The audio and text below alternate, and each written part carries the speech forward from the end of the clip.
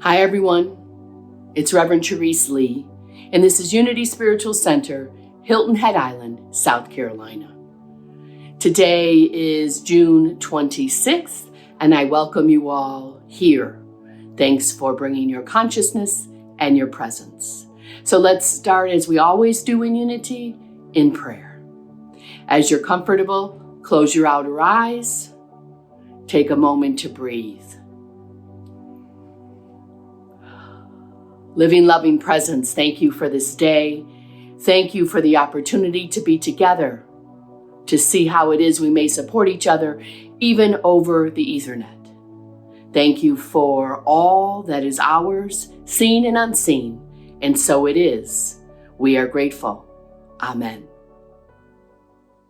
I'm coming to you live from Chautauqua Institute up in Chautauqua, New York. And I'm in one of the old homes, as you can see by the glorious wallpaper. I'm serving this week as a house hostess for the ecumenical community of Chautauqua, ECOC. So we're grateful as I get to multitask and serve. Welcome. Today we're going to talk about the 23rd Psalm. It's something that everybody has heard, most everybody, and I'd like to unpack it metaphysically so we can see how it is we can use it today to serve us. Let me read it to you. The Lord is my shepherd, I shall not want. He makes me lie down in green pastures. He leads me beside still waters. He restores my soul. He leads me in paths of righteousness for his name's sake. You prepare a table before me in the presence of my enemies. You anoint my head with oil. My cup overflows. Even though I walk through the valley of the shadow of death, I fear no evil. For you are with me, your rod and your staff, they comfort me. Surely goodness and mercy shall follow me all the days of my life, and I shall dwell in the house of the Lord forever. Most people hear this at celebrations of life, services, or funerals. Today we're going to talk about using it as an all-around mental treatment. Thoughts held in mind produce after their kind. That's our third unity principle. How are we doing that today? Everybody breathe. Let it be a source of comfort to you, even in the times of not great sadness, no death around, no changes happening, just today, and we breathe. It's a profound series, I think you'll understand as we unpack it, of affirmations that in challenging times, of course, help us understand how it is we can raise our consciousness to a higher presence, the presence that is working through us always and in all ways, the presence we can trust, you and I, to guide us. That means we have to settle down a little bit sometimes, doesn't it? Take a moment apart. So I'm hoping that you might change your mind about the psalm and hear it about a psalm that is for us as we live. Remember, we live every day. We buy the chocolate and we buy the flowers because it puts daily activities such as eating and drinking and seeking security, right, in a radically God-centered perspective. Would it be okay if everything in life came from a God-centered perspective? Because it challenges the normal way that we might think. Furthermore, it calls us to simply claim individual assurance for you and for me, and also to take and remember that we have a place in the house, quote unquote, of God. So let's unpack it together. The Lord is my shepherd, I shall not want. The psalmist does not say, the Lord wants to be my shepherd, and if you love and promise to obey him, he will take care of your wants. No. What the psalmist said, the Lord is my shepherd. Stating right here, right now, a changeless relationship. Changeless relationship that you and I often forget, especially when those moments of trying times happen. So let's move back to center, right? The shepherd is a caretaker, a protector, one that guides the flocks, right, to the best and the least dangerous grazing spots. We talk about this on Sunday when you're with us or whatever day it is that you're watching us. You get to feed yourself from the smorgasbord from which we present to you, right? And that's where the self-responsibility comes in. Are you willing to understand that it's a wonderful image in our mind to hold, that we have this relationship with the God of our understanding that knows where the best places to graze are? Right now, you and I, everywhere present, no matter what time it is, what day it is, are being guided in the best and the highest and the most bountiful ways of life. The richest environment in which to learn and grow. Thank you, Unity Spiritual Center, Hilton Head. So pause for a minute and just take a moment to remember this. Allow yourself to let go and to trust. You are right where you're supposed to be at the right time. I am where I'm supposed to be at the right time. And that unseen good is now unfolding. Are you willing? Hands open, ears open, mind and heart open to receive. Allow yourself to get the feeling that you are being guided, that the unfulfilled longing within you is being satisfied.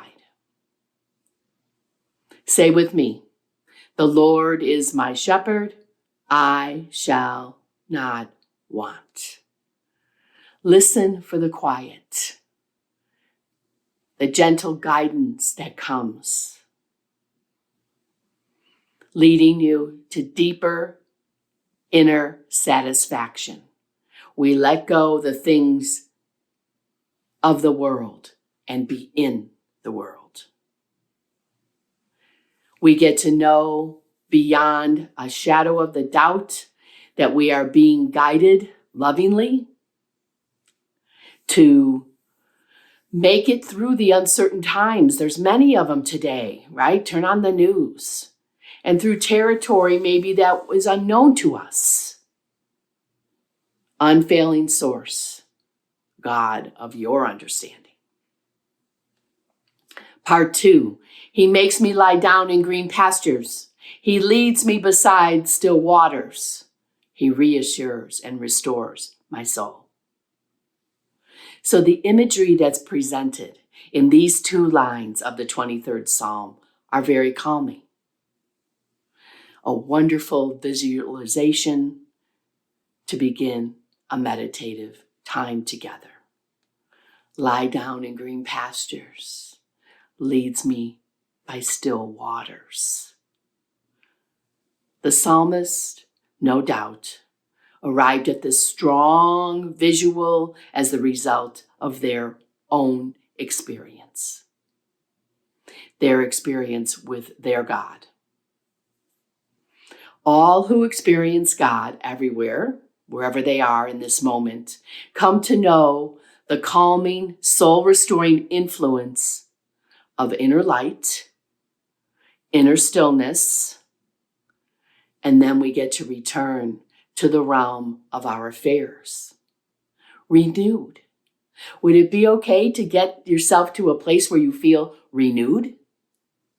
I think so. Do you feel overwhelmed sometimes by conditions in your life. I can see even through the ethers heads that go like this, right? Sometimes is there a frantic struggle to get it resolved? Yeah.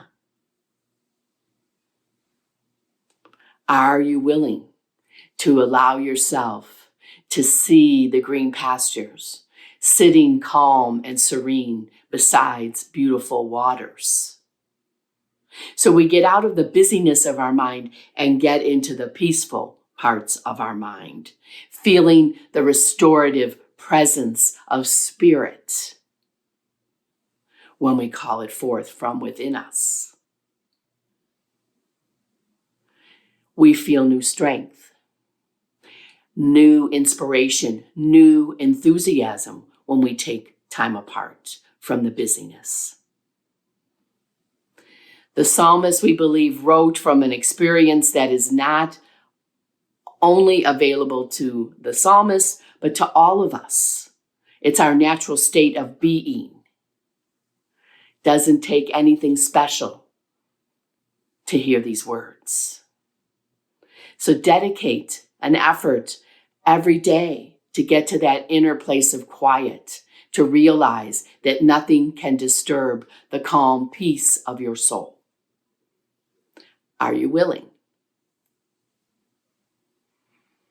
When the temptation arises to get into the struggle, to be part of the drama, just close your outer eyes and remember the green pastures, the still waters of God's presence right here, right now, wherever you are.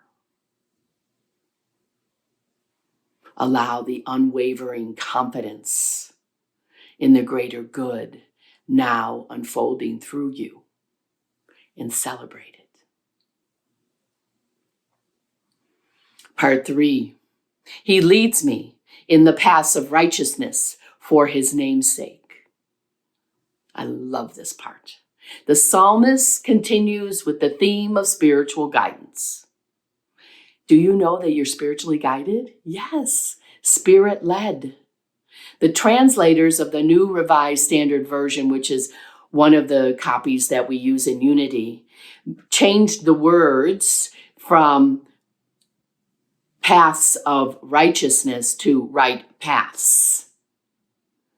And it clarifies itself because sometimes the paths of righteousness come from an ego standpoint within us, an attitude of betterment, right?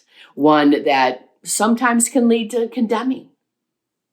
However, what we know to be true, and we discussed this in our metaphysics class a couple of weeks ago, righteousness is about being in right relation to God.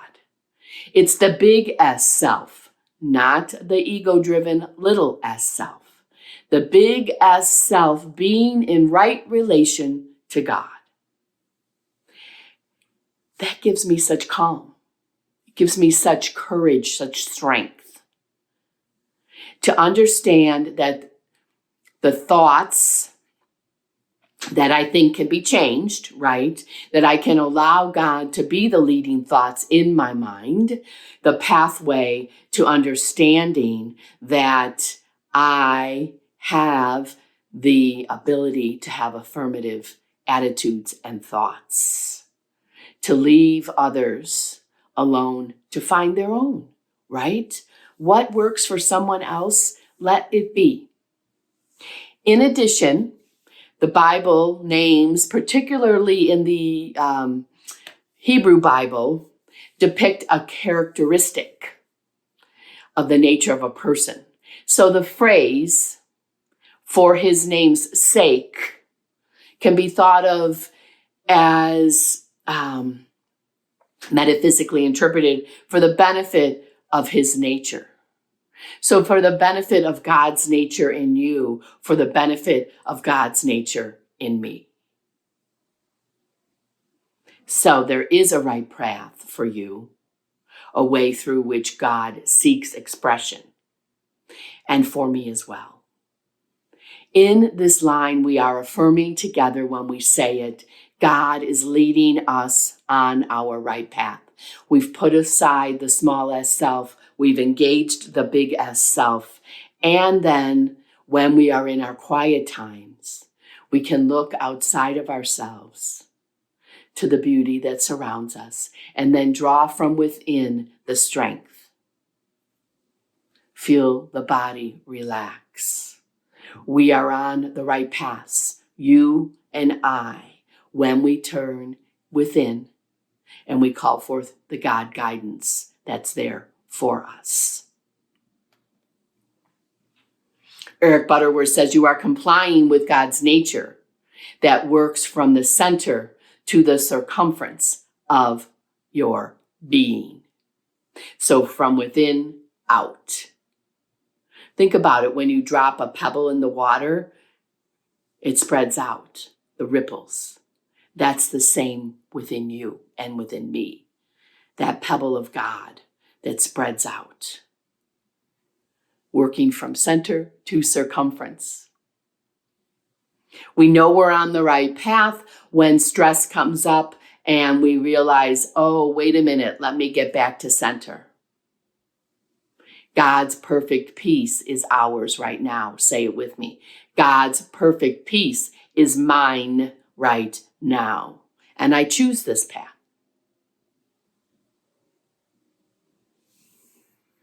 Breathe into the stillness. Feel it around you. Part 4 says, you prepare a table before me in the presence of my enemies. You anoint my head with oil and my cup overflows. So this line from the 23rd Psalm is rich with the ideas of protection and from prosperity. Are you willing to receive? The preparation of the table in the presence of enemies is a way of affirming greater good is unfolding, even when things appear, quote unquote, to be working somewhat against me. Remember, thoughts held in mind. It's a very important understanding to affirm because it's absolutely true. When our life takes what it appears to be an unexpected turn, we often react, don't we? So I'm going to invite us to respond when these things happen in ways that allow for us not to be robbed of peace and our creative optimism. Go within, feel the peace. The psalmist provides a key that enables us to stay centered to the truth of us. This thing, we can say, is not as it appears. Let us see rightly. A banquet of good is set before us. Know this and be at peace. Oil is a symbol of prosperity, both materially and spiritually. The head, as we know metaphysically, is a symbol of wisdom and intelligence. It's where the brain is, right? It makes sense. So take a moment and have the image of God, of your understanding, anointing your head. It's a way of reminding us to open your mind to the infinite divine possibilities, because you and I are what? Possibilitarians. We can have divine possibilities from both a spiritual and a material nature. Always a both and. We close our mind to the apparent stress, even when it feels like the world is falling apart. Everybody breathe with me. God never ceases working. And when we are in our right mind, when we are prayed up, when we are full of peace, we then get to be that vessel of God working out into the world. Are you willing? We will be anointed with everything we need. We get to prosper through our challenges. The image of an overflowing cup is such an obvious visual, isn't it? We see ourselves as the cup overflowing, you and I, with light, with love, with intelligence of the God within us, living in, through, and as us. And we touch everything we see, everyone. And then what we're able to do is get to that center within ourselves that emanates out from us: peace, order, and abundance of good. See why you're such a big deal and why you matter? It's true. We literally overflow with divine energy. And y'all know that when you see me in person, I'm always so filled with energy. Your energy, even on Sunday mornings via This Way, fills me up. So we affirm and visualize the truth. We enhance the prospering activity in us all. More joy, more peace, more order. Would that be okay? I think so.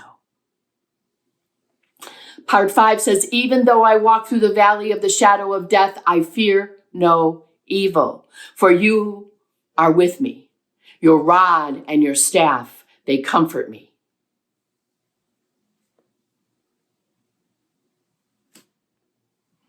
Everybody breathing? I once read that the valley of the shadow of death was a reference to when a shepherd would bring his flock through a narrow valley. There would be predators hiding in the shadows of the rocks and the trees and using the narrow terrain to their advantage when they would launch possibly an attack on the flock. I don't know if it's true. The valley represents danger, right? So metaphysically, what we know is that the valley represents our low moments in consciousness. Like the mountaintops represent the high levels of consciousness. When we're in a valley, we're in a little bit of a lull of consciousness. We get to have these moments. We don't get to label them good, bad, right, or wrong. They just are. And while you might be having one of them, we know sometimes we feel vulnerable, right? We might feel unaligned, so to speak. So what we get to do then is go back to the 23rd Psalm. I do not fear negative appearances. Further, we don't make them up, right? We make up stuff. God is my refuge, my protector, my guide, right? And we stand firm, you and I, when that fastball is pitched at us in life, knowing that the divine outworking is visible. When we can get on our right glasses and we see things as they are, see things rightly, leaving behind our small s self that sees things differently from an ego standpoint. You and I stand in the knowledge, even when we might see a movement of shadow. Breathe with me. We affirm strength and steadfastness and courage to keep moving forward. Shadows do strange things. How are you embracing yours? There will always be valley moments and mountaintop experiences. Part of life. So we go with the flow. Remember, it's about loving what is, as Byron Katie would say, and not fighting reality. It's important for us to remind ourselves that no matter the situation, God is present. The 23rd Psalm is an excellent reminder of the truth. The slightest movement of our thought toward God refreshes our faith. Every time we do it, it reassures us that life is for us, that we can let go the fear that no longer serves us. There is peace in the valley of the shadow of death because we get to live, not just exist. Part 6 says, "Surely goodness and mercy shall follow me all the days of my life, and I shall dwell in the house of the Lord forever." Wow, that's a long time. Yeah, that's the truth. We always will be taken care of. We are never alone. Many of us hope to leave a legacy, don't we, of goodness and mercy. We can. A wake of influence that touches people.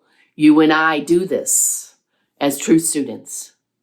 Enlightening ways by our very presence and the way it is we be with each other. I really think that this is the total desire of the psalmist who wrote the 23rd Psalm.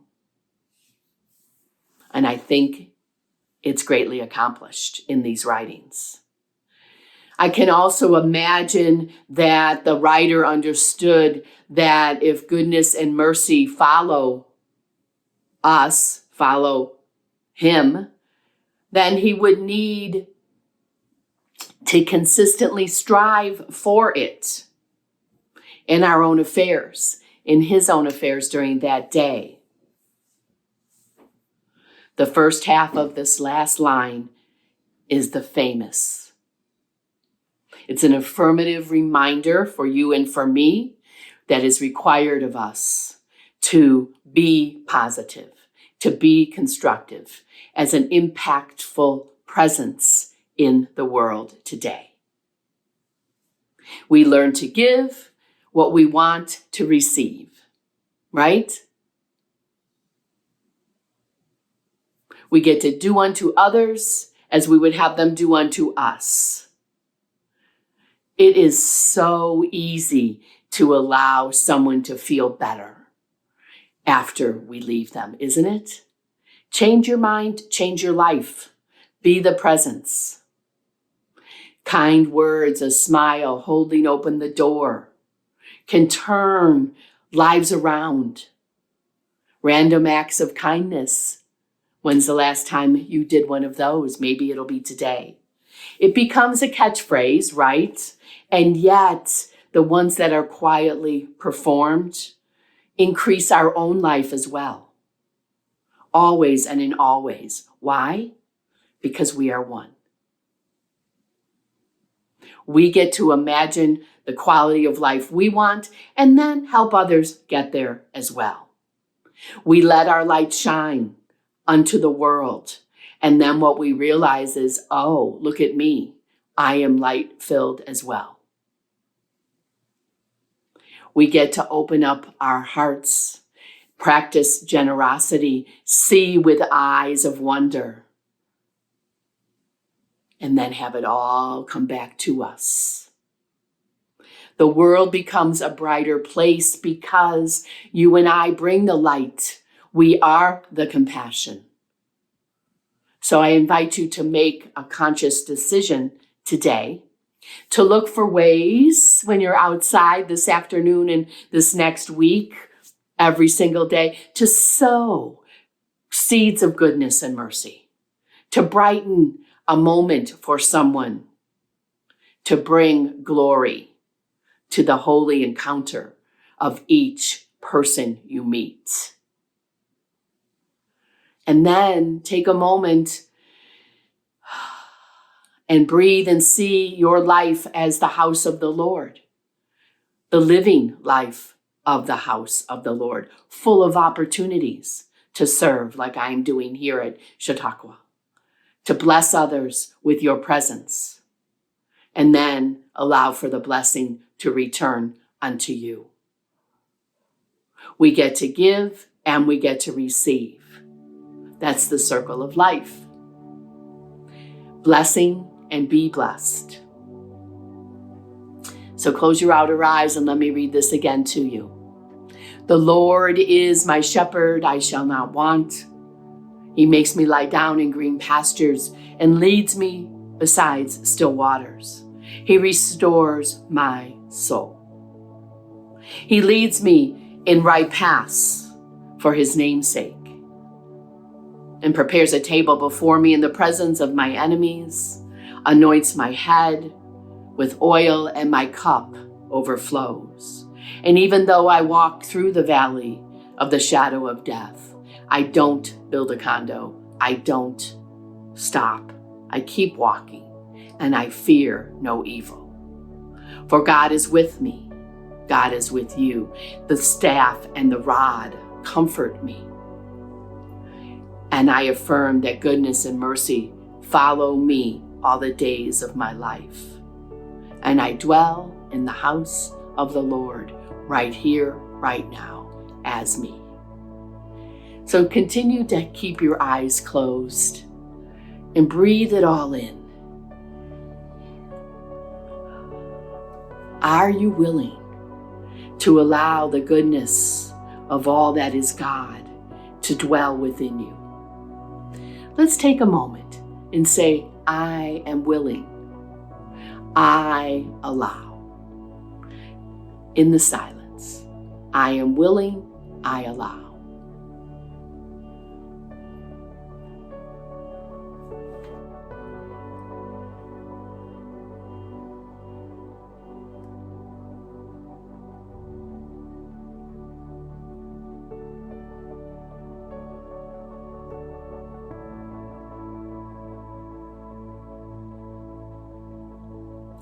I am willing, I allow.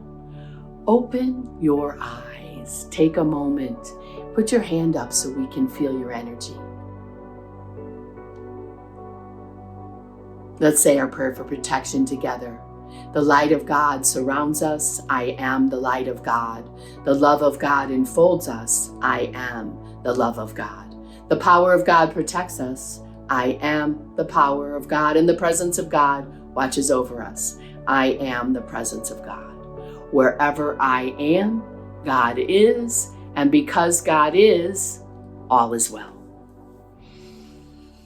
Thanks for being with us, and thanks for practicing your generosity as you're so moved.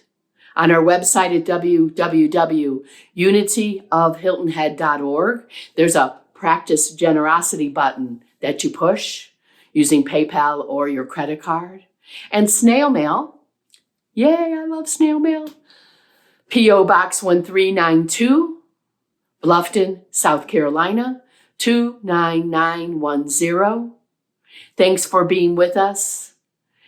Thanks for being the light that you are in the world, and knowing that the right relationship of you to God is what is so attractive out in the world. And so it is. We are grateful. Reverend Therese signing off, Unity Spiritual Center, Hilton Head Island, South Carolina. Many blessings. Have a great day.